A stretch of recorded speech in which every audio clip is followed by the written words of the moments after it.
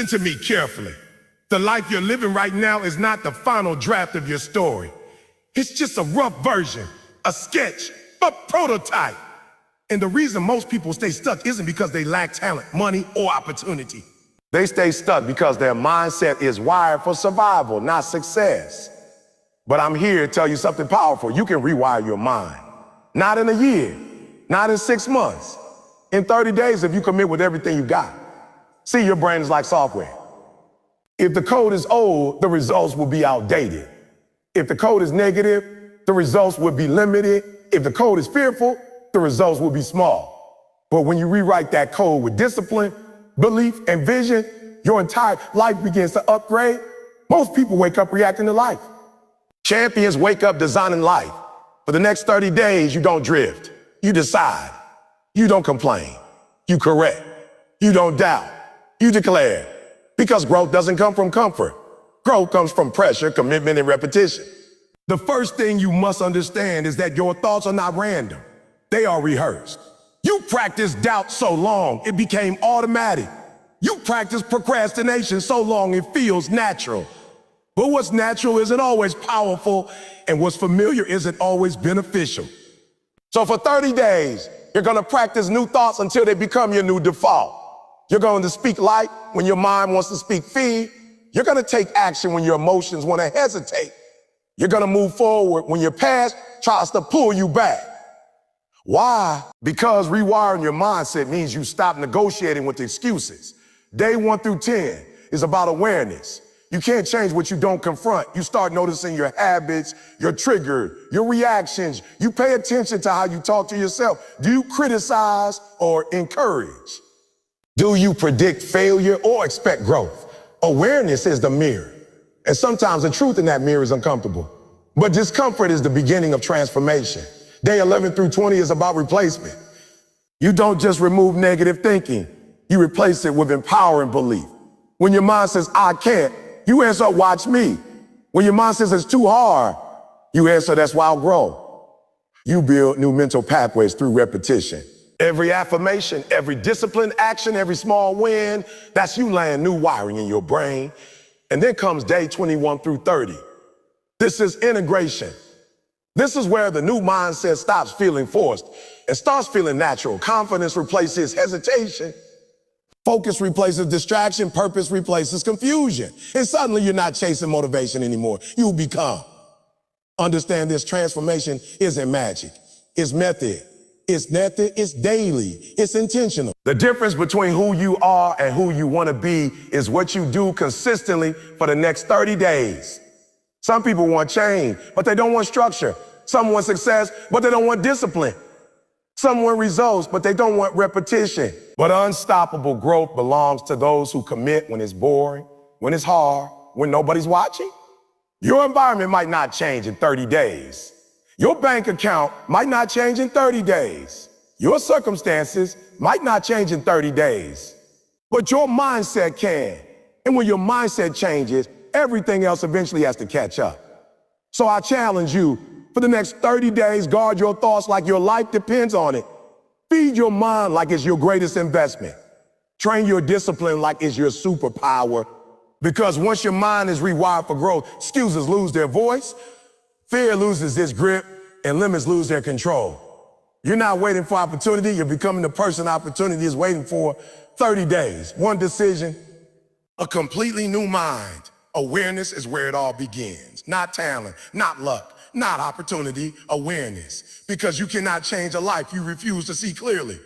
Most people move through their days on autopilot, repeating the same reactions, the same emotions, the same excuses, and then they wonder why nothing changes. They want transformation without observation. They want progress without reflection. But growth doesn't start when you decide to work harder. Growth starts the moment you decide to see yourself honestly. You wake up every day with patterns already running in your mind. Thoughts you didn't consciously choose. Beliefs you didn't intentionally build. Reactions you didn't deliberately design. And yet those very patterns are shaping your decisions, your habits, and ultimately your destiny. Awareness is the flashlight that exposes those patterns. Without it, you're walking through life in the dark, bumping into the same walls, blaming the room instead of realizing you never turned on the light. Some of you think your problem is discipline. Some of you think your problem is motivation. Your problem is you don't see yourself clearly yet. Because if you truly saw how powerful you are, you wouldn't procrastinate on your purpose. If you truly saw how much time you waste, you wouldn't scroll past your dreams.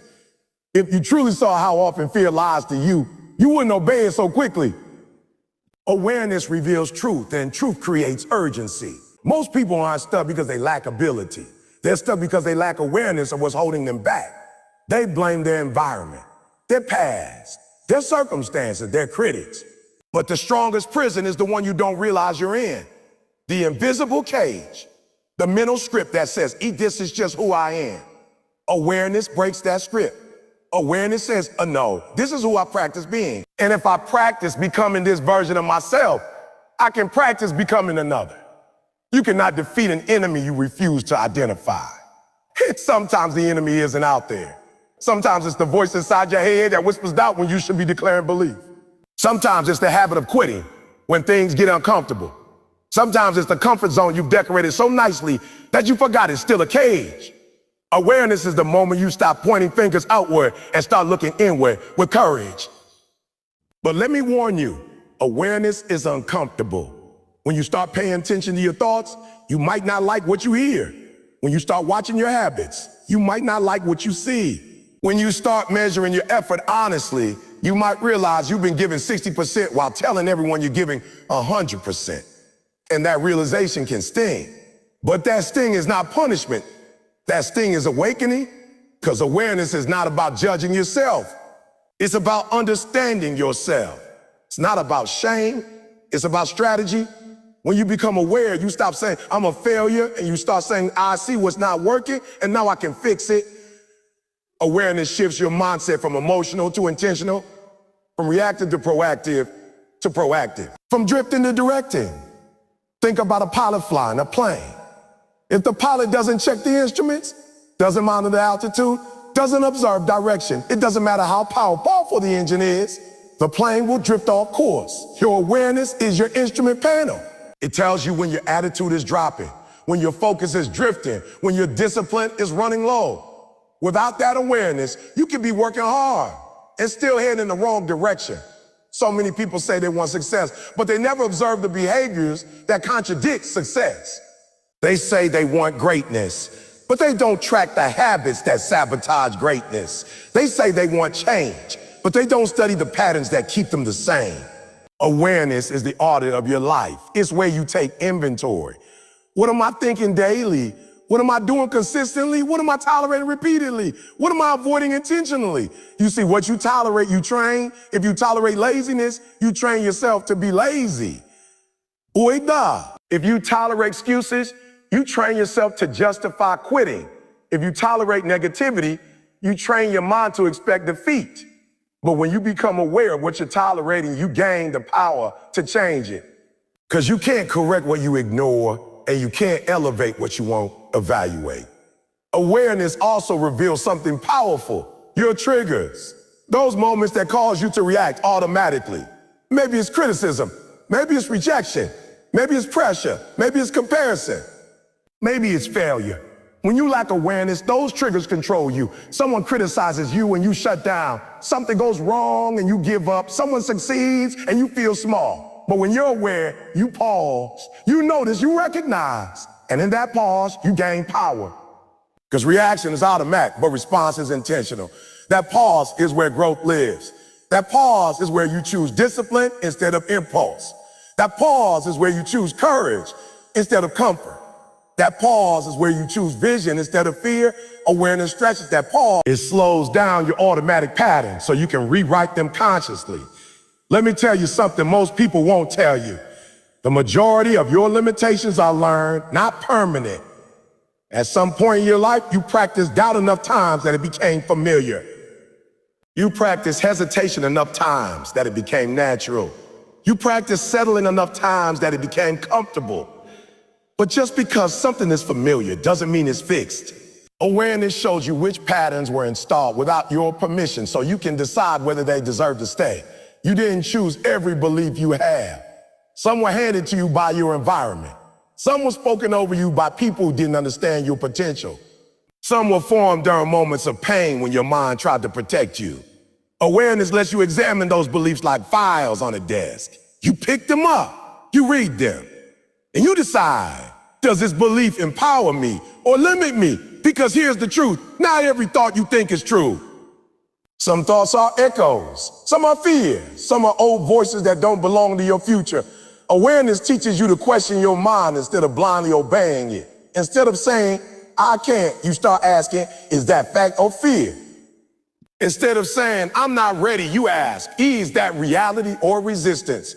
Instead of saying, it's impossible, you ask, or is it just unfamiliar? When awareness grows, excuses shrink. Because excuses survive in darkness. They survive when you don't examine them. But the moment you shine awareness on an excuse, it loses power. I don't have time. Awareness asks, or are you misusing time? I'm not talented. Awareness asks, or have you not practiced enough? It's too hard. Awareness asks, or are you avoiding discomfort? See, awareness doesn't let you lie to yourself. And that's a gift, not a punishment. Because the biggest lie you can believe is the one that keeps you small. Awareness is truth. Truth is the raw material of transformation. When you become aware, you start noticing the difference between motion and progress. You realize being busy isn't the same as being productive. You realize thinking about goals isn't the same as pursuing them. You realize talking about change isn't the same as making change. Awareness separates illusion from reality. And once you see reality clearly, you can finally improve it intentionally. You start catching yourself in moments you used to miss. You notice when you're about to procrastinate. You notice when you're about to complain. You notice when you're about to doubt yourself. And instead of drifting into the old pattern, you interrupt it. That interruption is powerful. That interruption's growth in action. Because every time you interrupt an old pattern, you weaken it. And every time you choose a new response, you strengthen a better one. Awareness is not a one-time event. It's a daily practice. It's a habit of observing yourself like a coach watching game footage. A great coach studies the tape, not to criticize the player, but to improve performance. You've got to study your own tape. Study how you spend your mornings. Study how you handle pressure. Study how you respond to setbacks. Study how you speak to yourself when nobody's listening. Because what you see, you can improve. Some people are afraid of awareness because they think it would expose their flaws. And they're right. It will. But it will also expose their potential. It will show them strengths they've ignored, talents they've underestimated, opportunities they've overlooked. Awareness doesn't just reveal what's wrong. It reveals what's possible. When you truly become aware, you stop living randomly and start living intentionally. You don't just wake up and hope the day goes well. You design the day. You don't just react to problems. You prepare for them. You don't just wish for growth. You schedule it. Awareness turns your life from accidental to deliberate. And here's the beautiful part. Awareness is available to everyone. It doesn't require money. It doesn't require permission. It doesn't require connections. It only requires honesty. Radical, fearless, uncomfortable honesty with yourself. The kind of honesty that says, this is where I am. This is what I do. This is what I think. And this is what must change. Because once you see clearly, you can act clearly. Once you understand deeply, you can improve strategically. Once you become aware, you become dangerous to mediocrity. You become unstoppable against excuses. You become intentional about growth. Awareness is the first door, not the last. Not the only, but the first. And if you walk through that door with courage, discipline, and humility, every other door, growth, confidence, success, transformation, becomes possible. Your thoughts are habits, whether you realize it or not. They are patterns you've practiced so many times that they now run automatically like a song stuck on repeat in your mind. Most people believe thoughts just happen to them, like weather passing through the sky. They say, that's just how I think, as if their mindset were permanent, fixed, and unchangeable. But the truth is powerful and liberating. The way you think today is the result of what you repeatedly thought yesterday. Thought is not just something that occurs. Thought is something you train. Every belief you hold has been rehearsed. Every doubt you feel has been repeated. Every confidence you possess has been reinforced. Your mind is not a random generator. It's a trained system. If you spent years feeding it fear, it has become efficient at producing fear. If you spent years feeding it excuses, it has become skilled at generating excuses. If you spent years feeding it discipline, it has become strong at creating discipline. The mind adapts to whatever you practice most. That means your mindset is not fate, it's conditioning. Some people wake up expecting problems. Others wake up expecting possibilities. That difference is not luck. That difference is training. One person has practiced worry so long that anxiety feels natural. Another has practiced belief so long that confidence feels automatic. Both are experiencing the results of mental habits. And just like physical habits, mental ones can be changed, strengthened, weakened, or replaced. Think about someone who goes to the gym every day. At first, lifting weights feels hard, unnatural, even painful. But after weeks of repetition, their muscles adapt, strength grows, movements become smoother. What was once difficult becomes routine. Thoughts work the same way. At first, positive thinking may feel forced. Discipline may feel uncomfortable. Courage may feel unnatural. But if you repeat them long enough, your mind builds strength. Eventually, what once felt hard becomes your default setting. You don't become confident by accident. You become confident by rehearsing confident. You don't become focused by chance. You become focused by practicing focus. You don't become resilient overnight. You become resilient by repeatedly choosing persistence over quitting. The mind is always practicing something. The question is whether you are consciously choosing what it practices. Many people unintentionally trained their minds to fail. They rehearse worst-case scenarios. They repeat self-criticism. They predict disappointment. They imagine rejection, and they do it so consistently that their brain starts believing that negativity is true. But the brain doesn't judge whether a thought is helpful or harmful. It only recognizes repetition. Whatever you repeat, it strengthens. Whatever you strengthen, it returns more easily. That's why negative thinking can feel automatic, because you trained it to be. But here's the empowering reality. If repetition built your current mindset, repetition can rebuild it. If practice installed your old thinking, practice can install new thinking. The same principle that created your limitations can create your breakthroughs. The mind is trainable. That means your future is trainable. Training your thoughts starts with recognition. You must begin noticing what you repeatedly tell yourself. Do you constantly say, I'm not good enough? Do you often think, this won't work? Do you assume, people like me don't succeed? Those phrases may feel like facts, but they're actually habits. They are mental scripts you've rehearsed until they sound convincing. And just like an actor can learn a new script, you can learn a new internal dialogue. Changing your thinking doesn't mean pretending problems don't exist. It means refusing to let problems control your interpretation of reality. There's a difference between seeing obstacles and believing obstacles define you. There's a difference between acknowledging difficulty and declaring defeat. Training your thoughts means choosing interpretations that empower action instead of excuses. At first, this requires effort. You'll have to interrupt old thoughts mid-sentence. Your mom might say, you can't do this, and you'll need to respond, I'm learning how. It might say, you always fail, and you'll counter, I'm improving every time. It might say, this is impossible, and you'll answer, this is unfamiliar. That interruption may feel awkward. That's because you're introducing a new mental habit into a system that's used to the old one. But repetition is powerful. Each time you replace a limiting thought with an empowering one, you strengthen a new neural pathway. Each time you choose belief instead of doubt, you reinforce a new mental pattern. Each time you act despite fear, you teach your brain that courage is safe. Slowly, consistently, your mental habits begin to change. Most people underestimate the power of a single thought. They think it doesn't matter what they tell themselves once or twice. But habits aren't built in a day. They're built in repetition. One thought may not define you, but repeated thoughts design you. They shape how you see yourself, how you see opportunities, how you see challenges, and how you respond to life. Your internal dialogue becomes your internal environment. And your internal environment determines your external performance.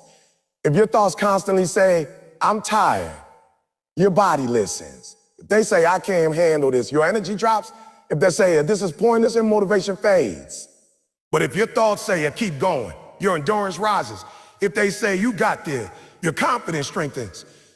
If they say your focus sharpens, your focus sharpens, your mind is always listening to you. The question is, what are you teaching it to hear? Training your thoughts also means being intentional about what you feed your mind. Just like your body reflects what you eat, your mindset reflects what you consume mentally. The conversations you listen to, the content you watch, the people you surround yourself with, the words you read, all of it becomes mental nutrition. If you constantly consume negativity, criticism, and doubt, your thoughts will mirror that input. If you consistently consume growth, wisdom, and encouragement, your thoughts will begin to reflect strength. Your environment is a silent trainer of your mind. That's why you must guard it. Not because the world is against you, but because your thoughts are influenced by what you repeatedly experience. Protecting your mental environment isn't weakness. You don't let just anything into a championship training facility, and your mind deserves the same level of protection. Training your thoughts requires patience. You can't expect years of negative conditioning to disappear overnight. But progress isn't about speed. It's about consistency. Even small improvements in thinking can produce massive changes over time. One better thought leads to one better decision. One better decision leads to one better action.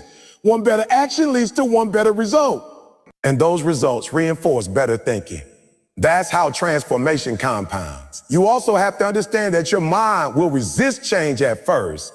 It will try to pull you back to familiar patterns, even if those patterns are limiting. Familiarity feels safe, even when it's holding you back. That resistance doesn't mean you're failing. It means you're retraining. Just like sore muscles after exercise, mental resistance is a sign that growth is happening. Champions are people who never have negative thoughts. Champions are people who don't let negative thoughts stay in control. They notice them. They challenge them. They replace them. They train their minds the same way athletes train their bodies, with repetition, discipline, and intention. They don't wait until they feel confident to act. They act until confidence becomes their habit. Imagine what would happen if you committed to training your thoughts every day.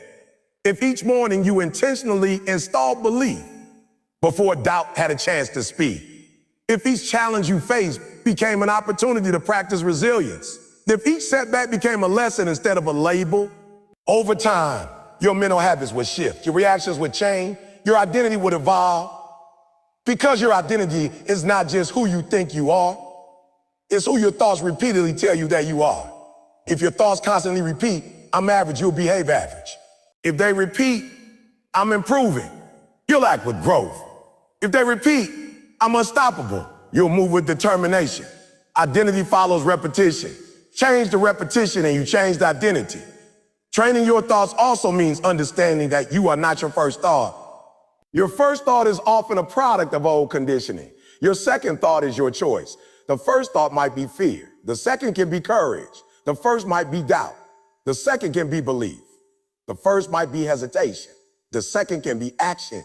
Growth happens when you learn to pause between those two thoughts and choose intentionally. That pause is your power. In that space, you decide which thought you will rehearse and which one you will release. Over time, the thoughts you choose become the thoughts that come naturally. And eventually, what once required effort becomes instinct. That's when transformation becomes visible. When your automatic thoughts start working for you instead of against you. You don't need a new life to change your thinking. You need new repetition. You don't need perfect circumstances to build a strong mindset. You need consistent practice. You don't need permission to train your thoughts. You need commitment. Because the truth is simple but life-changing.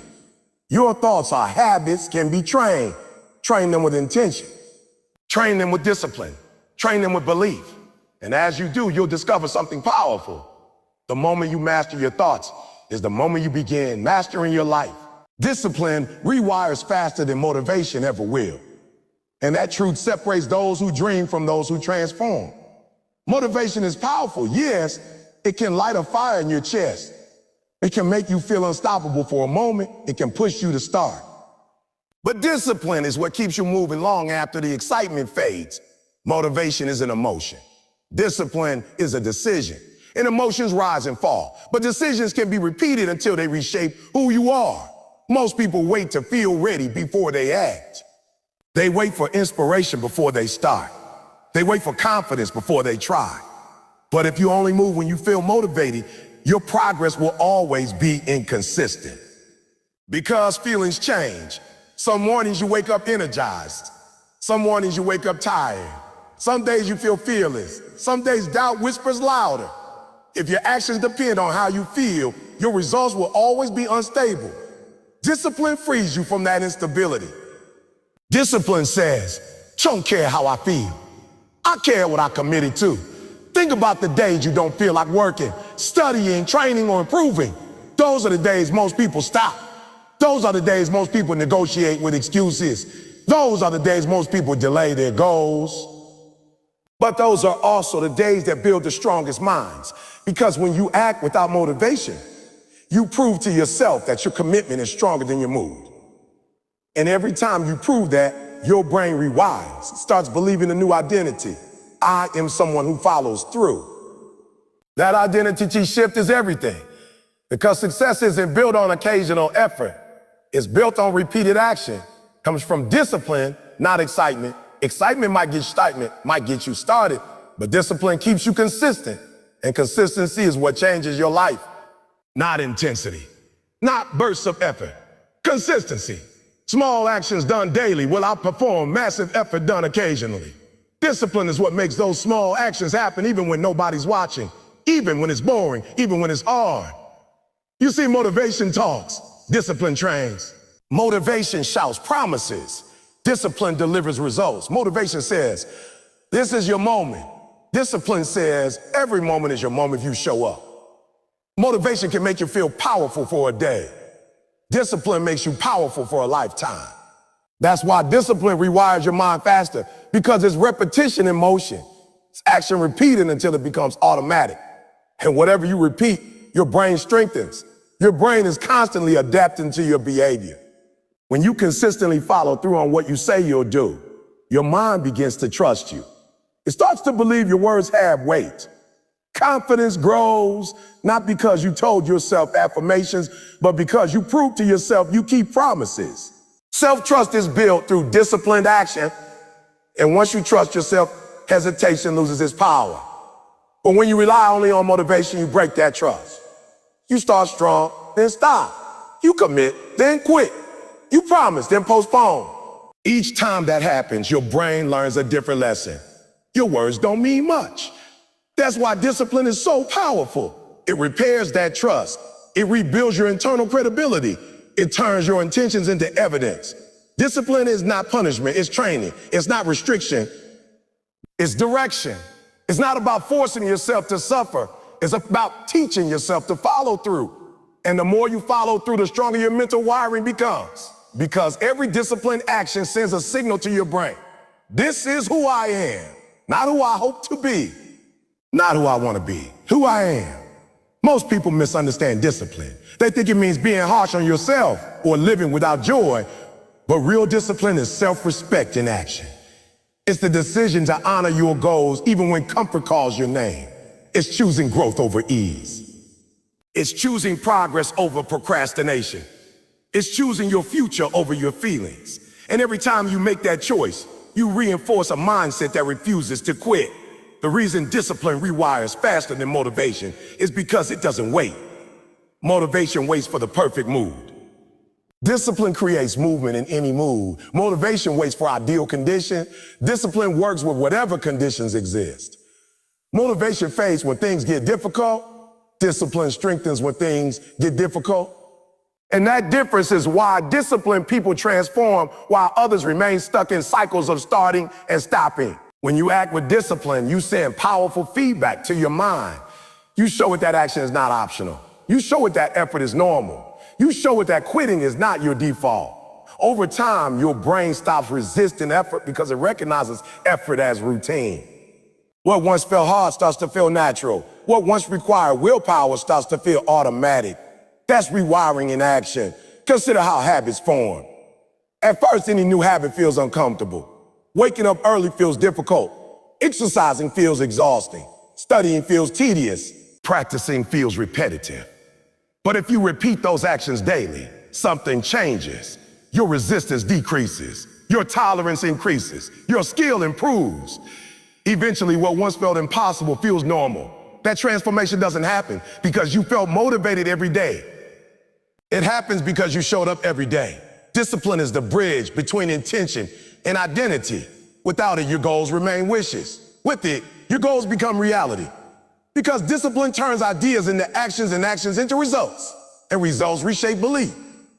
When you see yourself improving, your confidence grows. When your confidence grows, your standards rise. When your standards rise, your actions improve.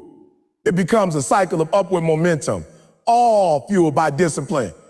You don't need motivation to start. You need a decision. And once you decide, you act. Not once, not twice, repeatedly. Discipline is repetition with purpose. It's showing up again and again until your behavior aligns with your vision. And the longer you stay consistent, the more your mind accepts that this is your new normal. Some days discipline will feel easy. Other days it will feel heavy. But both days matter.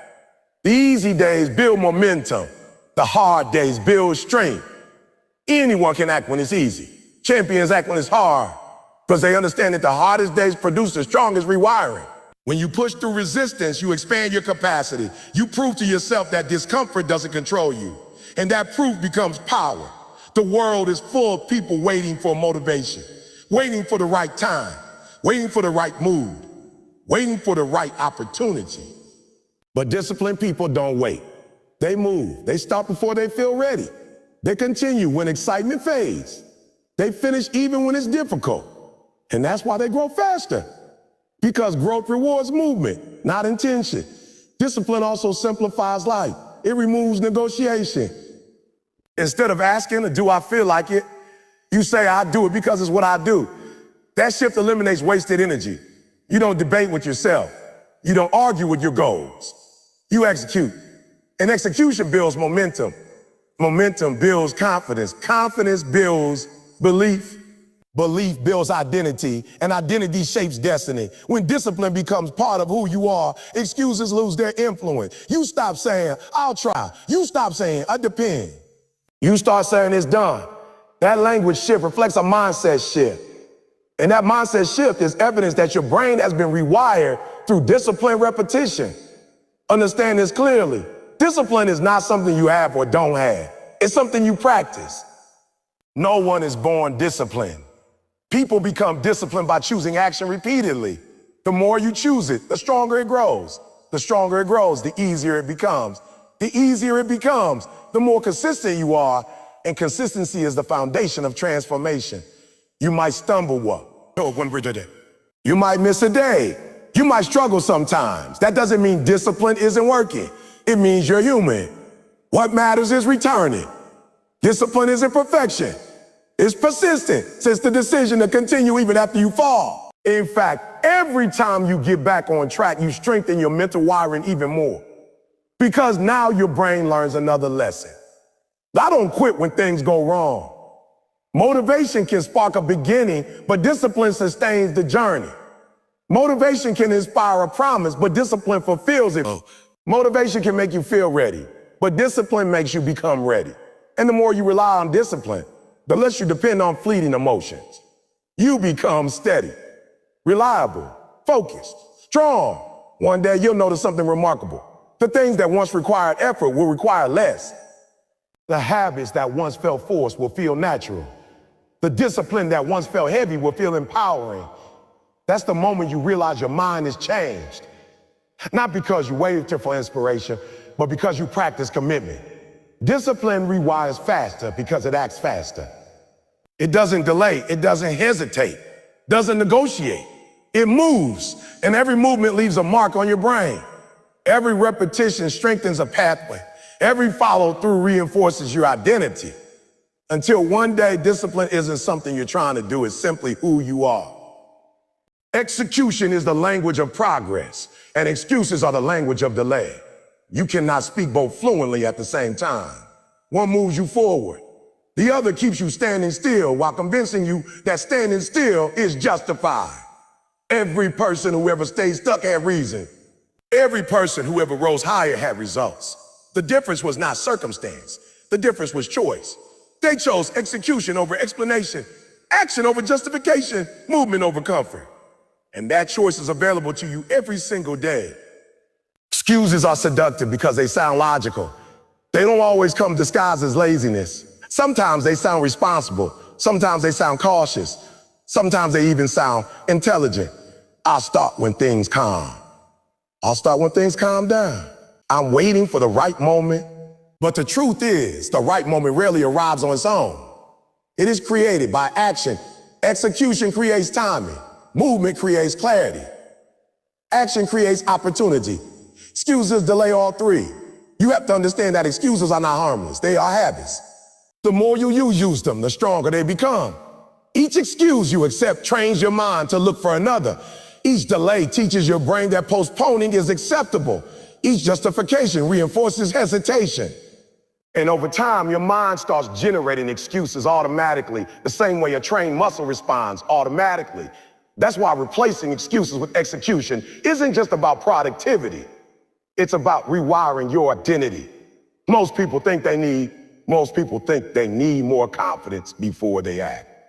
But confidence doesn't come before execution. Confidence comes from execution. It grows from proof. When you take action, even imperfect action, you gather evidence that you can move forward. That evidence weakens doubt. That evidence silences hesitation. That evidence builds belief. But when you choose excuses instead of action, you gather a different kind of evidence.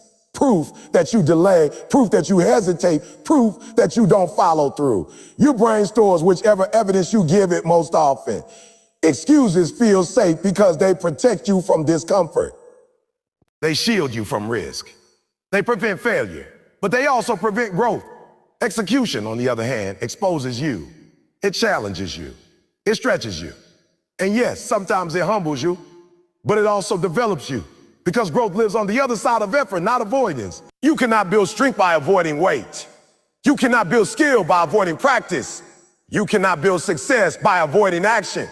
The mind is always listening to what you allow. If you allow excuses, your mind learns that avoidance is acceptable. If you allow execution, your mind learns that progress is expected. That's why replacing excuses with execution is one of the fastest ways to transform your mindset. It sends a clear signal. We act here, we move here, we follow through here. And when your brain receives that signal consistently, it adapts. It begins to expect action instead of delay. The excuses often sound convincing because they contain fragments of truth. You might really be tired. You might really be busy. You might really be uncertain. But truth doesn't have to become a limitation. Being tired doesn't mean you can't take one small step. Being busy doesn't mean you can't prioritize one meaningful task. Being uncertain doesn't mean you can't begin learning. Execution doesn't demand perfection. It demands participation. It asks you to start where you are with what you have. Every time you replace an excuse with action, something powerful happens inside your mind. You weaken the old pathway and strengthen a new one. You interrupt the pattern of delay and start a pattern movement. At first, that shift may feel uncomfortable. Your mind may resist. It may suggest another excuse. It may whisper that you can do it later. But if you act anyway, you override that resistance. And the more you override it, the quieter it becomes. Execution is not about giant leaps. It's about consistent steps. Many people avoid action because they think they must do something huge to make progress. But progress is built on small, repeated movements, writing one page, making one call, studying one lesson, practicing one skill. Those small acts may seem insignificant in the moment, but they compound. And consistency in small actions will always outperform inconsistency in big ones. Excuses focus on why something can't be done. Execution focuses on how it can be done. That shift in focus changes everything. When your mind looks for obstacles, it finds them. When your mind looks for solutions, it finds those too. The direction of your thinking determines the direction of your effort. And the direction of your effort determines the direction of your life. Some people wait until fear disappears before they act. But fear rarely disappears before action. It usually fades after action begins. Execution teaches your brain that fear is not a stop sign.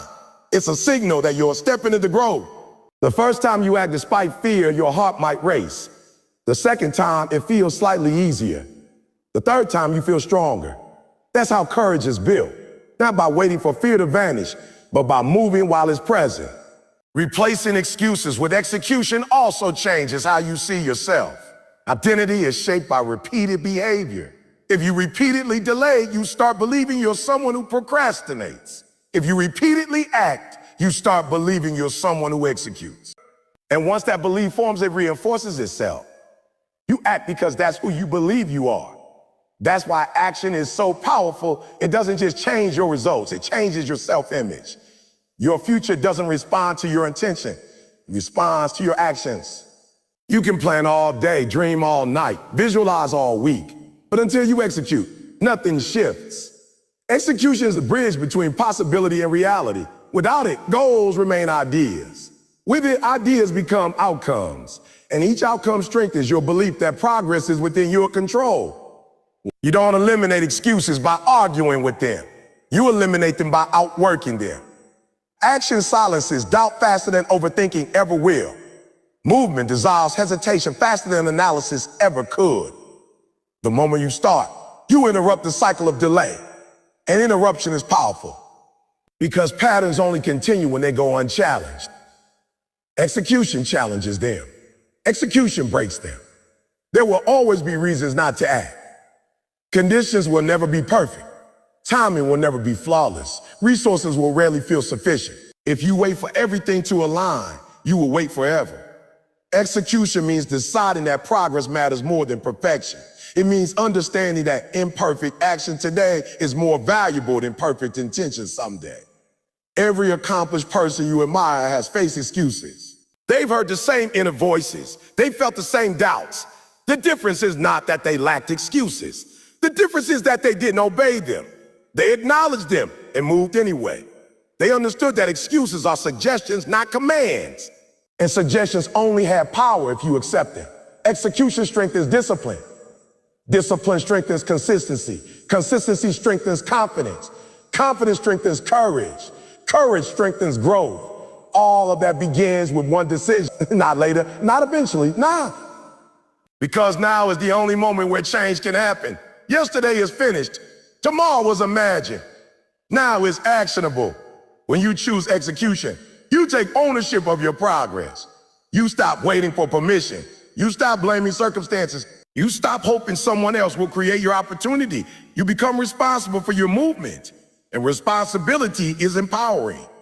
Because when you accept responsibility, you also accept control. You realize that while you may not control everything, you always control whether you act. Action creates momentum. Momentum creates. Most people think motivation comes first, but in reality, it often comes after you start.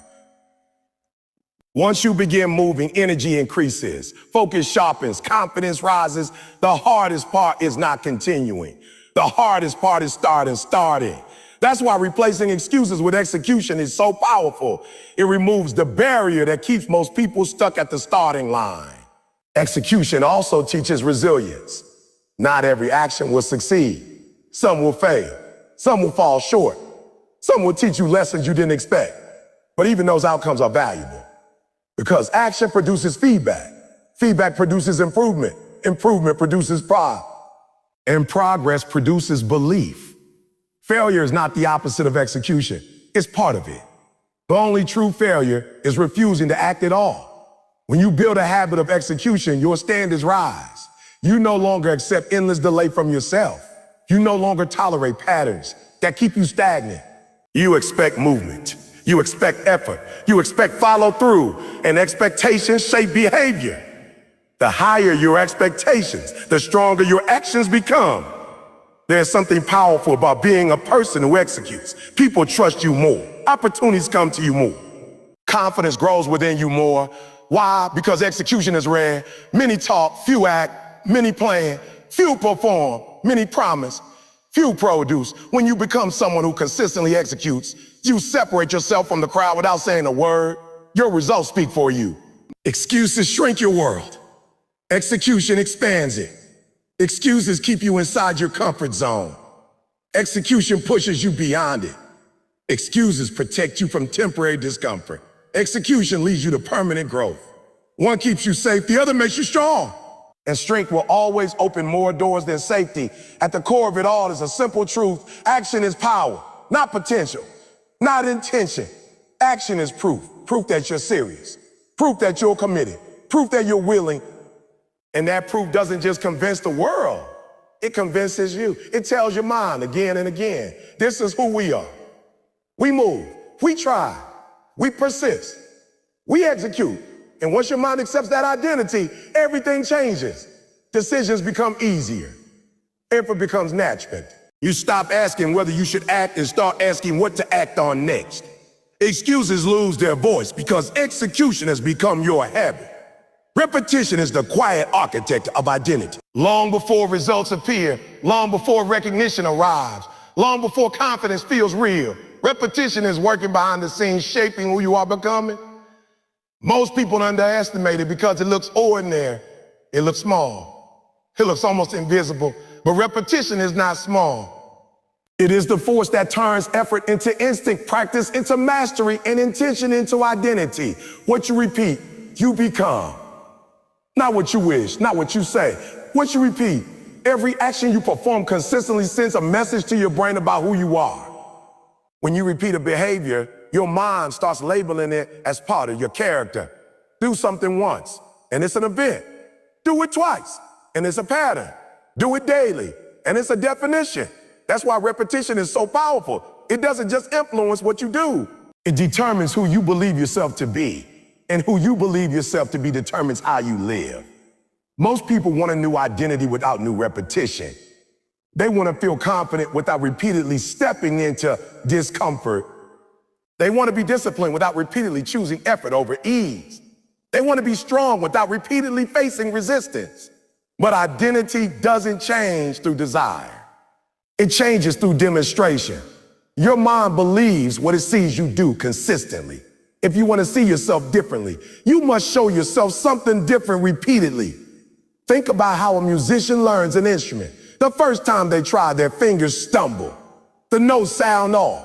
The rhythm feels unnatural, but they practice again and again.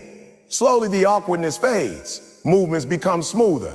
Timing improves. Eventually, the same hands that once struggled can perform effortlessly. That transformation didn't happen because of talent alone. It happened because of repetition. The brain adapted. The body adjusted. Skill was built layer by layer, repetition by repetition. Your mindset develops the same way. The thoughts you repeat become the beliefs you trust. The actions you repeat become the habits you rely on. The habits you repeat become the identity you accept. It's a chain reaction. And the beautiful truth is that it works whether you use it intentionally or not. Even now, repetition is shaping you. The question is it shaping you into who you want to become or who you settled into being? If you repeat self-doubt, you build an identity of hesitation. If you repeat procrastination, you build an identity of delay. If you repeat quitting, you build an identity of surrender. But if you repeat effort, you build an identity of persistence. If you repeat courage, you build an identity of strength. If you repeat discipline, you build an identity of reliability. The direction of your repetition determines the direction of your identity. People often wait until they feel different before they act different. But the truth is the opposite. You must act different until you feel different. Feeling follows repetition. Confidence follows repetition. Focus follows repetition. Growth follows repetition. The first time you do something new, it feels forced. The 10th time, it feels familiar. The 100th time, it feels natural. That's the progression. That's the process that transforms effort into identity.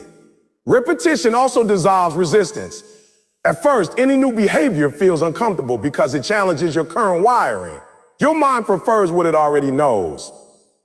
Familiar patterns feel safe, even when they limit you. But repetition introduces a new pattern slowly enough that your brain begins to accept it.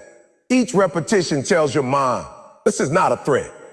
This is the new normal. Over time, resistance fades and acceptance grows. Eventually, what once felt difficult becomes automatic. This is why consistency matters more than intensity. Intensity can give you a powerful start, but consistency gives you a lasting transformation. Doing something once with extreme effort won't change your identity. doing something small every day with you. Because identity isn't built in bursts, it's built in patterns.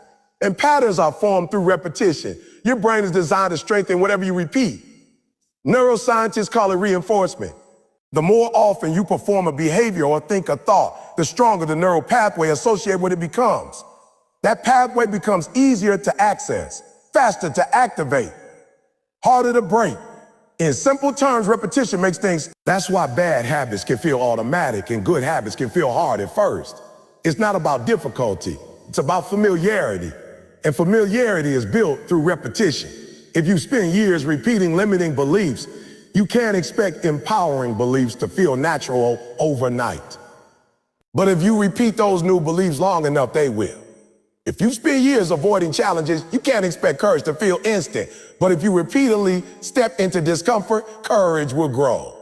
Repetition is patient. It doesn't rush. It builds slowly, steadily, reliably. And because it builds slowly, its results last. Many people quit before repetition has time to work. They try something new for a few days, don't see immediate results, and assume it isn't effective. But repetition is not dramatic, it's gradual. It works quietly beneath the surface before it shows visible change. Like water shaping stone, its power is not in force, but in persistence. In force, not in persistence. The stone doesn't change after one drop. It changes after thousands. Your identity works the same way. Each time you repeat a positive action, you cast a vote for the person you want to become. One workout is a vote for being healthy. One focus session is a vote for being disciplined. One courageous step is a vote for being bold. A single vote doesn't decide the election, but many votes do. And every repetition is another vote in favor of your future self. Repetition also builds trust between you and yourself. When you consistently follow through on your commitments, your mind starts believing your promises. You say you'll do something and you do it again and again. That pattern tells your brain, I can rely on me. And self-trust is one of the strongest forms of confidence. Not loud, it's steady. It's the quiet certainty that you will show up because you always have.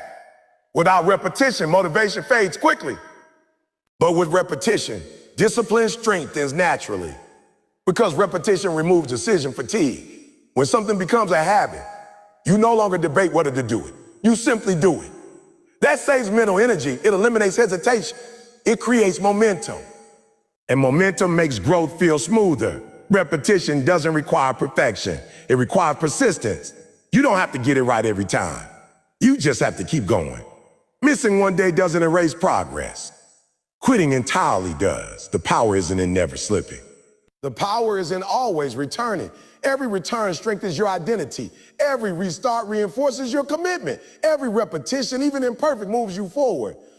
Look at anyone who has mastered a skill, achieved a dream, or transformed their life. Behind their success, you'll find repetition. Hours of practice, days of effort, months of consistency. What looks like talent is often repetition. What looks like natural ability is often trained behavior. What looks effortless is usually the result of countless repeated efforts hidden from view. Repetition is also what turns effort into ease.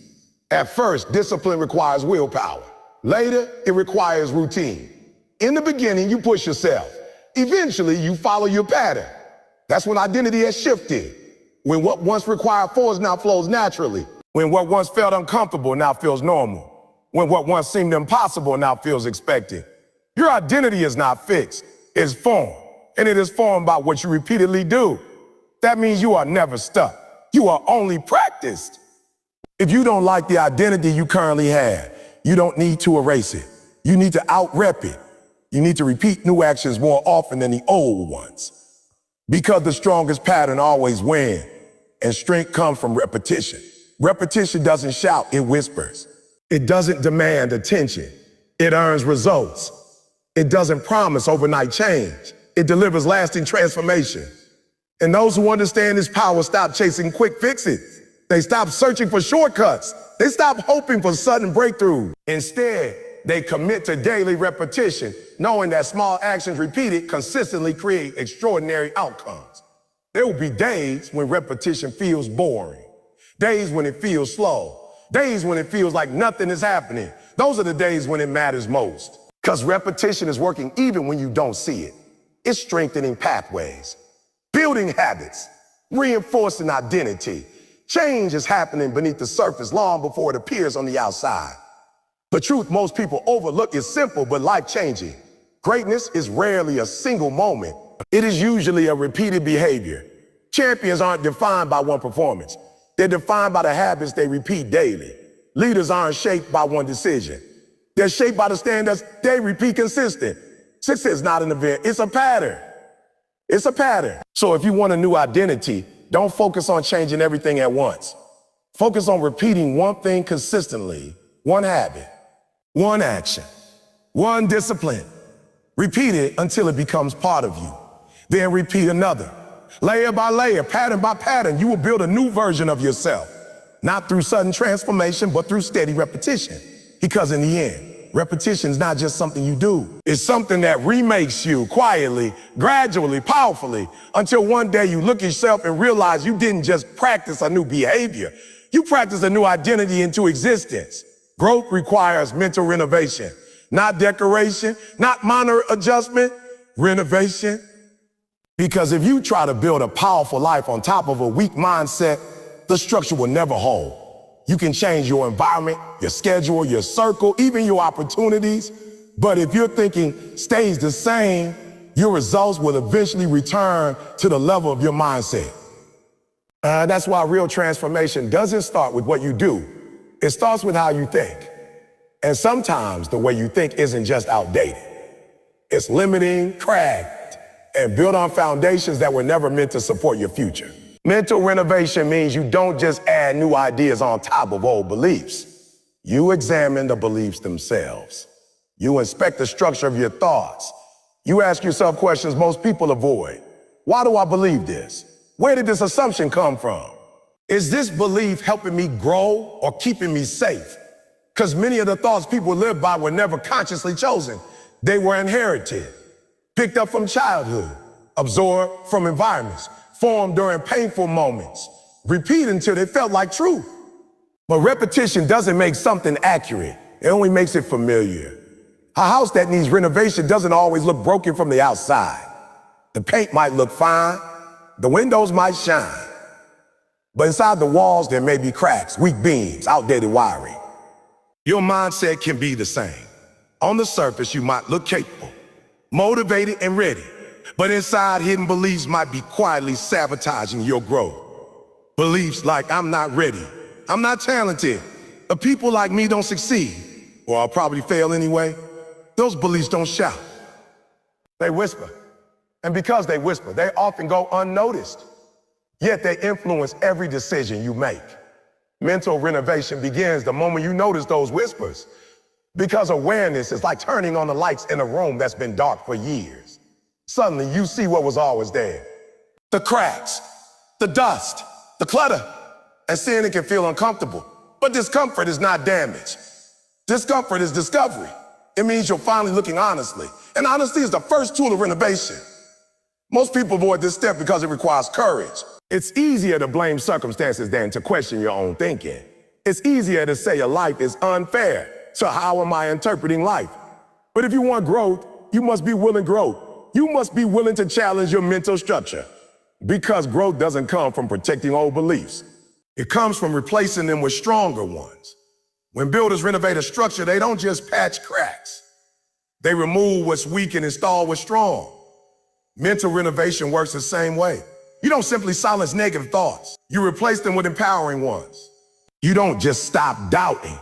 You start believing. You don't just avoid fear. You build courage. Replacement is essential because if you remove a limiting belief but don't install a stronger one, your mind will default back to what it knows. One of the most important parts of mental renovation is questioning assumptions. Assumptions are silent architects of your behavior. If you assume something is impossible, you won't try. If you assume you'll fail, you'll hesitate. If you assume you don't belong, you shrink. But assumptions are not facts. They are interpretations. And interpretations can be changed.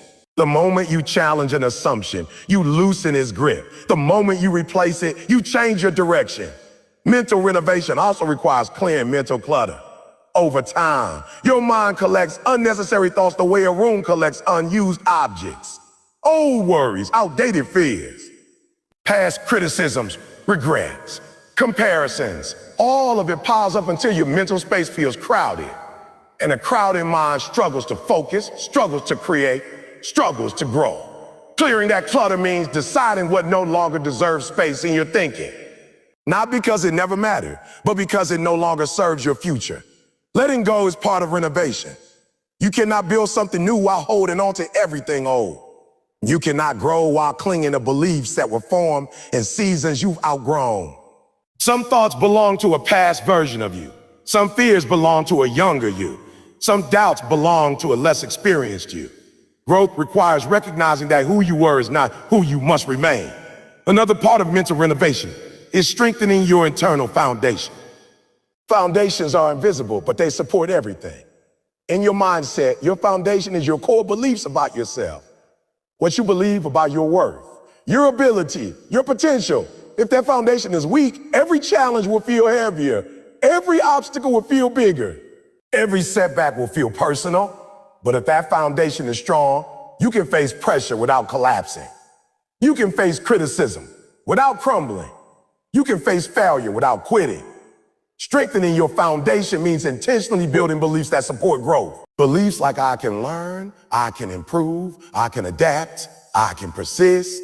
Those beliefs don't ignore difficulty. They empower you to face it. They don't deny obstacles. They prepare you to overcome them. And the more often you repeat those beliefs through action, the stronger your foundation becomes. Renovation is rarely fast. It takes time. It takes effort. It takes patience. Sometimes progress is visible, sometimes it isn't. There will be days when you feel like you're moving forward and days when it feels like nothing is changing. But just because you can't see progress doesn't mean progress isn't happening. Builders know that some of the most important work happens behind walls, beneath floors, inside structures. Mental renovation works the same way. Much of your growth happens internally before it shows externally. During renovation, things can look messy. Walls come down. Dust fills the air. Old materials get removed. That mess doesn't mean the process is failing. It means the process is working. The same is true for personal growth. When you start changing your thinking, you might feel uncertain. You might question yourself. You might feel uncomfortable. That's not regression. That's reconstruction. You're dismantling old mental structures so stronger ones can be built. You also have to be selective about what you build into your mind. Just as a builder chooses quality materials, you must choose quality influences. The words you listen to, the ideas you study, the conversations you engage in, all of these become building materials for your mindset. If you surround yourself with negativity, your mental structure weakens. If you surround yourself with growth, your mental structure strengthens. Environment is not decoration, it's construction material. Mental renovation changes how you interpret challenges. Instead of seeing difficulty as proof you can't succeed, you begin seeing it as part of the process. Instead of viewing setbacks as ending, you see them as lessons.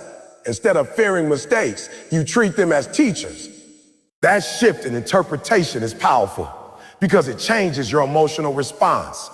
Challenges stop feeling like threats and start feeling like opportunities. And when challenges feel like opportunity, you approach them with energy instead of avoidance. Another sign of mental renovation is that your standards rise. You stop accepting excuses from yourself. You stop tolerating habits that keep you stuck. You stop settling for less than your potential. Not because you suddenly became perfect, because your thinking changed. Your new mindset won't allow you to stay where your old mindset was comfortable. Growth raises your expectations, and higher expectations lead to stronger actions. You may outgrow environments during this process. You may outgrow conversations. You may even outgrow certain ways of thinking that once felt normal. That's not loss, that's elevation. Renovation always involves change. Old structures are replaced. Old patterns are removed. Old limits are expanded. And while that change can feel unfamiliar, it's also freeing. Because what you remove makes room for what you're becoming. Mental renovation also teaches resilience. When you rebuild your thinking intentionally, you become less shaken by external events. You stop letting temporary circumstances define your long-term belief. You stop letting one failure rewrite your identity. You stop letting one opinion determine your worth. Instead, you rely on the strong internal structure you've built. And that structure keeps you steady even when life feels unpredictable. Growth requires renovation because you cannot reach new levels with outdated thinking. New opportunities demand new perspectives. New goals require new beliefs. New challenges call for new strategies. If your mindset stays the same, your results will stay familiar. But when your mindset evolves, your possibilities expand. The truth is, you are both the architect and the builder of your mind. You decide what stays, you decide what goes. You decide what gets reinforced, you decide what gets removed. That responsibility is powerful because it means your growth is not limited by your past. It is shaped by your choices. Every thought you reinforce is a brick. Every belief you install is a beam. Every habit you repeat is a wall. You are constructing your mental structure daily, whether you realize it or not. One day, if you commit to this process, you will look at your thinking and notice something remarkable. Situations that once intimidated you will feel manageable. Challenges that once stopped you will feel solvable. Goals that once seemed distant will feel reachable. Not because the world changed, but because you did. Your mind was renovated. Strength replaced weakness. Clarity replaced confusion. Belief replaced doubt. And that is the power of mental renovation. It doesn't just improve your thoughts. It transforms your life. Your inner voice is the most powerful narrator you will ever listen to because it speaks more often than anyone else in your life. It talks when you wake up. It talks when you wake up. It talks when you try. It talks when you hesitate. It talks when you dream. And the truth is, most people never realize that the quality of that voice determines the quality of their entire life.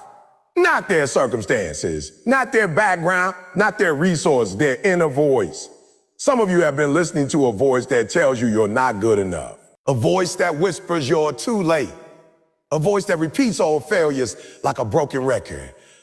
A voice that reminds you of every mistake but never reminds you of your potential. And because you've heard it for so long, you started believing it. You didn't question it. You didn't challenge it. You accepted it like it was true. But I need you to understand something today. Just because a voice is familiar doesn't mean it's accurate. That voice was trained. It was programmed. It was shaped by past experience, criticism, fear, disappointment, comparison, and rejection. And if it was trained, it can be retrained. If it was programmed, it can be reprogrammed. If it was shaped, it can be reshaped. But it won't change automatically. It changes intentionally. Your outer life will always echo your inner dialogue. If your inner voice says, I'll try, your life will produce hesitation. If your inner voice says, I can't, your life will produce excuses. If your inner voice says, I'm not ready, your life will produce delay. But when your inner voice says, I will, your life begins to produce action. When it says, I must, your life produces urgency. When it says, I'm built for this, your life produces resilience. See, champions don't just train their bodies. They train their self-talk. They monitor it. They correct it. They upgrade it because they know that every external victory is first an internal decision. Most people wait for confidence before they act. But confidence doesn't come before action. It comes because of action. And the bridge between fear and action is the sentence you say to yourself in the moment of doubt. That sentence decides everything. That sentence decides whether you step forward or step back, whether you grow or stay stuck, whether you rise or retreat. Your inner voice is like a coach that never leaves your side. If that coach is negative, you'll feel defeated before you begin. If that coach is fearful, you'll quit before you start. But if that coach is strong, focused, and disciplined, you'll push when it hurts, stand when it's hard, and continue when it's uncomfortable. The problem is most people let their inner critic speak louder than their inner champion. The critic points out flaws. The champion points out possibilities. The critic magnifies problems. The champion magnifies solutions. The critic says, oh, why you? The champion says, oh, why not you? And whichever one you listen to most becomes the director of your destiny. You don't silence the negative voice by fighting it. You silence it by replacing it. Every time it says something limiting, you answer with something empowering. Not once, not twice, but every single time. Because repetition rewires belief, and belief rewires behavior, and behavior rewires results. When your inner voice changes, your posture changes. When your posture changes, your presence changes. When your presence changes, your opportunities change. That's how powerful it is. One internal shift can trigger a chain reaction that transforms your entire external reality. Some people are waiting for the world to believe and then bam. But you don't need the world's belief if you have your own. The world often believes after you do, not before. So if you're waiting for applause before effort, validation before discipline, or recognition before commitment, you'll wait forever. The real breakthrough happens when your inner voice becomes your loudest supporter. There will be mornings when motivation is silent. There will be nights when doubt is loud. There will be moments when progress feels invisible. And in those moments, nobody else can step inside your mind and speak for you. That's your job. That's your responsibility. That's your power. You must learn to speak to yourself the way a great coach speaks to an athlete. Not soft, not weak, but honest, strong, and focused. A great coach doesn't lie and say it's easy. A great coach says it's hard and reminds you that you're capable.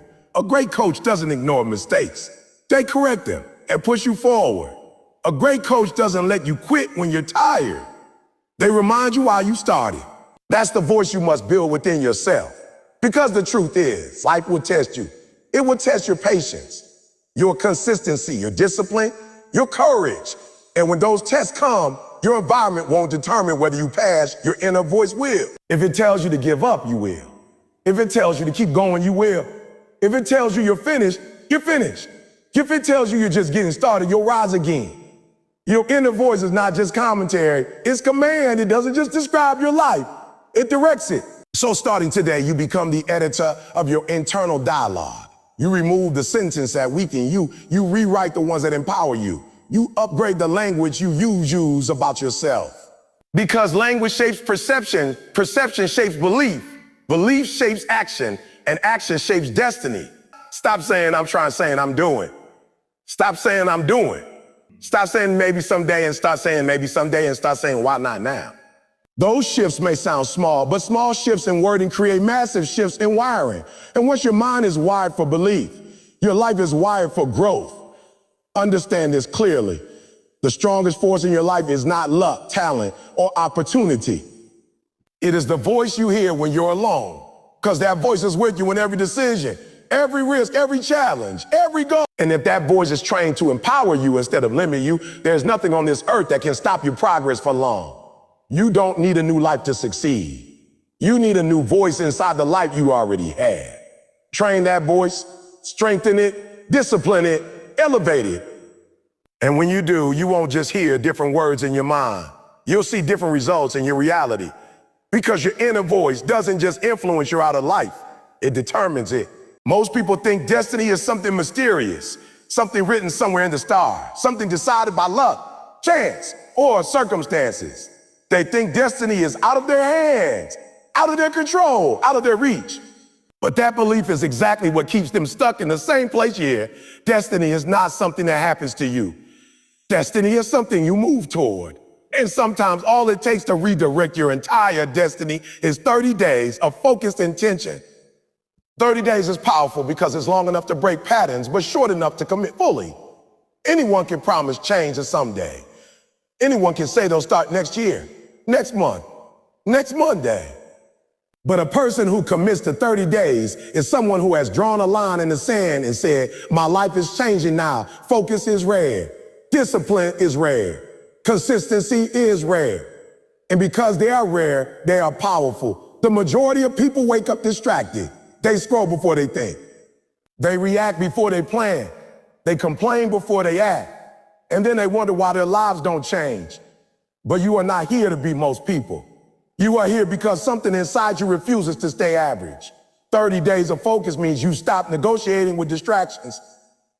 It means you stop letting temporary feelings control permanent decisions. It means you stop asking, do I feel like it? And start declaring I'm doing it anyway. Because feelings change. Commitment doesn't.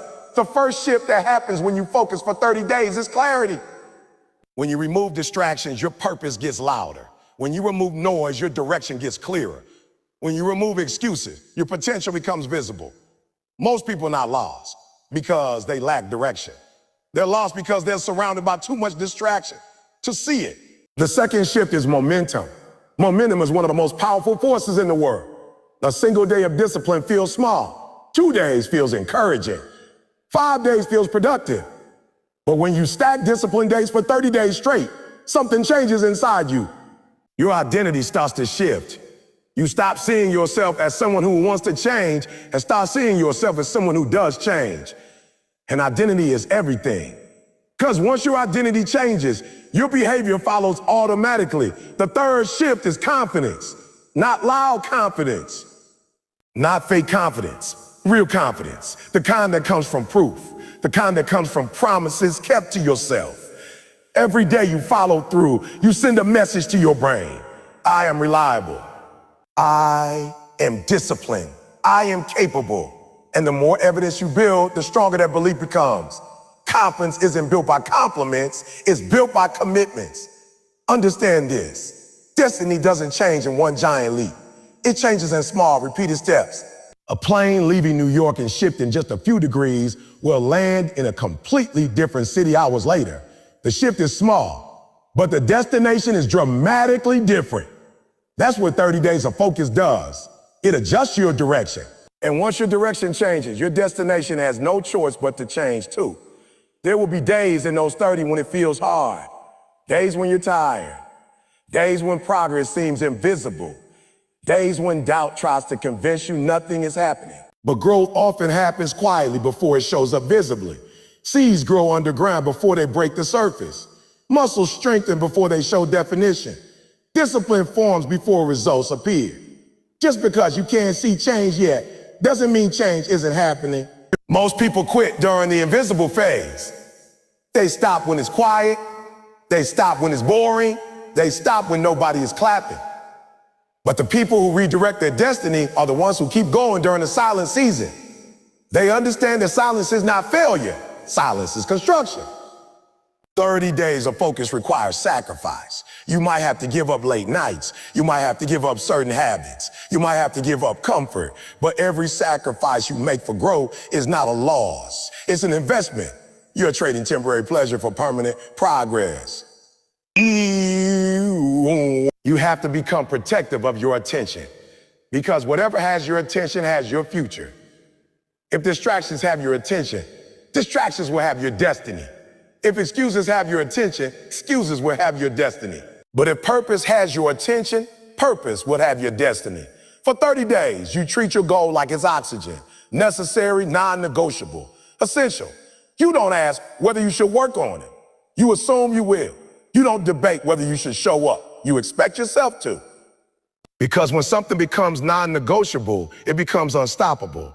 Here's what most people misunderstand. Success is not about intensity, it's about consistency. Intensity can last a day. Consistency can last a lifetime. Anyone can go hard once, few can go steady daily. But destiny belongs to the steady. When you focus for 30 days, you train your mind to stop chasing comfort and start chasing growth. Comfort keeps you where you are. Growth takes you where you're meant to be. Comfort whispers, stay the same, or growth declares a level up. And whichever voice you obey determines which life you live. There is a version of you that already exists. Stronger, sharper, more disciplined, more focused, more powerful. That version of you is not waiting for permission. That version is waiting for commitment. 30 days of focus is the door. Discipline is the key. Action is the step that opens it. You don't need perfect conditions. You need a decided mind, because a decided mind is stronger than any obstacle. Obstacles stop the hesitant. They refine the committed. When you're committed, problems don't block your path. They build your strength. By the time those 30 days in, something inside you will be different. Not just your habit, not just your routine. You walk differently. You walk differently. Think differently. Speak differently. Decide differently. Because you prove to yourself that you can direct your life instead of drifting through it. And once you experience that level of control, that level of clarity, that level of discipline, you won't want to go back to your old self. You won't want to go back to distraction. You won't want to go back to inconsistency, because growth changes your standards. And once your standards rise, your life rises with them. Destiny is not controlled by talent. Plenty of talented people stay stuck. Destiny is not controlled by luck. Plenty of lucky people waste opportunity. Destiny is controlled by direction. and directions controlled by daily choices. 30 days to prove to yourself that you are stronger than your excuses. 30 days to show your mind who's really in charge. 30 days to turn discipline into identity. 30 days to redirect the road you're walking on. You don't have to change everything in your life. You just have to change what you do every day, because daily actions are the architects of destiny. What you repeat, you become. What you practice, you perform. What you commit to, you create. So don't underestimate 30 days. Don't dismiss 30 days. Don't delay 30 days. Because 30 days of focused intention can do what years of wishing never could. It can redirect your destiny. You've heard the message. You felt the urgency. You've seen what's possible when the mind shifts, when discipline replaces excuses, when intention replaces drifting, when focus replaces distraction. Now everything comes down to one question. It's the only question that matters. What are you going to do next? Because inspiration without action is entertainment. Motivation without movement is illusion. And knowledge without execution is wasted potential. The truth is, nothing changes just because you listen. Nothing changes just because you agree.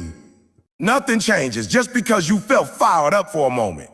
Change begins the second you decide that this time you will not go back to who you used to be. Right now, you are standing at a mental crossroads. Behind you is the version of you that hesitated, doubted, procrastinated, and settled.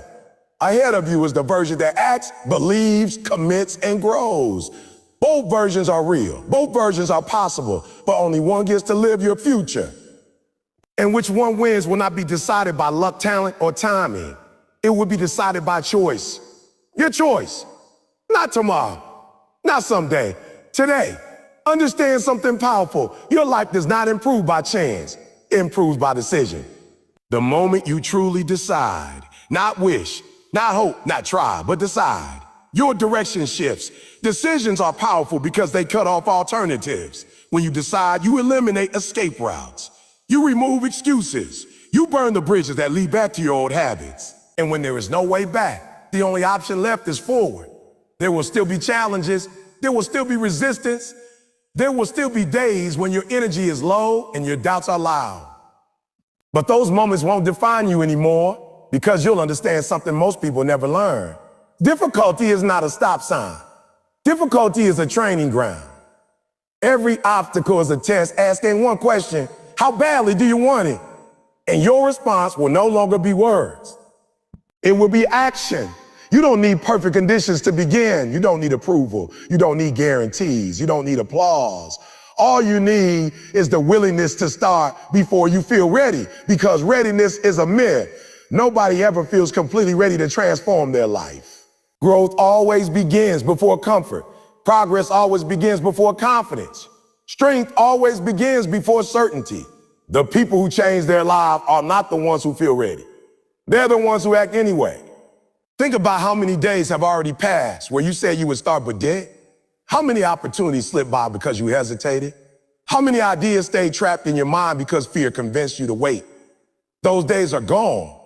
They cannot be reclaimed. But today is still in your hands. And today is powerful enough to start a chain reaction that changes everything. The next 30 days are not just another stretch of time. They want an opportunity, a proving ground, a personal challenge, a contract you sign with yourself that says, I refuse to stay the same. And if you honor that contract daily, something incredible will happen. You'll begin to trust yourself. And self-trust is the foundation of greatness. Because once you trust yourself to follow through, you stop doubting your ability to succeed. This journey is not about perfection. It's about persistence. You will not do everything flawlessly. You will not feel unstoppable every day. There will be moments when you slip, moments when you struggle, moments when you feel like quitting. But those moments don't erase progress unless you let them. Progress is built by continuing, not by being perfect. Strongest people are those who never fall. They're the ones who refuse to stay down. Every disciplined day is a brick. Every focused action is cement. Every promise you keep to yourself is steel. And day by day, action by action, you are building something solid. A mindset that cannot be shaken by doubt, fear, or distraction. That kind of mindset is rare. That kind of mindset is power. That kind of mindset changes lives. And once your mindset changes, you begin to see the world differently. Problems start looking like opportunities. Pressure starts looking like preparation. Effort starts feeling like investment. You stop asking why something is hard and start asking what is making you stronger for it. That shift alone separates those who wish from those who win. There is greatness inside you that hasn't been fully activated yet. Not because it isn't there, but because it's been waiting for permission. Waiting for discipline, waiting for commitment, waiting for you to decide that average is no longer acceptable. The moment you make that decision, you send a signal to your mind, your habit, and your future that the standard has changed. And when your standards rise, your actions rise. Your actions rise. When your actions rise. When your actions rise. When your results rise, your life rises. So as this moment ends, don't let it fade like temporary motivation. Let it mark a turning point. Let it be the line that separates who you were from who you're becoming. Let it be the second you stopped doubting and started declaring. Let it be the instant you stopped waiting and started working. You are not behind. You are not disqualified. You are not too late. You are one decision away from a different direction. One commitment away from a different mindset. One disciplined stretch of days away from a different identity. 30 days from now, you will arrive somewhere. That's guaranteed. Time will move whether you act or not. The only question is whether you will arrive stronger or the same, focused or distracted, disciplined or drifting. The clock is moving. The days are coming. The future is forming. And it's forming based on what you choose to do starting now. So step forward with intention. Speak to yourself with power. Act with discipline. Focus with purpose. And commit with everything you have. Because when you truly commit, you don't just change your habits. You change your trajectory. You change your trajectory. And when your trajectory changes, your destiny has no choice but to change with it. This is your moment. This is your challenge. This is your chance. Now go prove to yourself who you really are.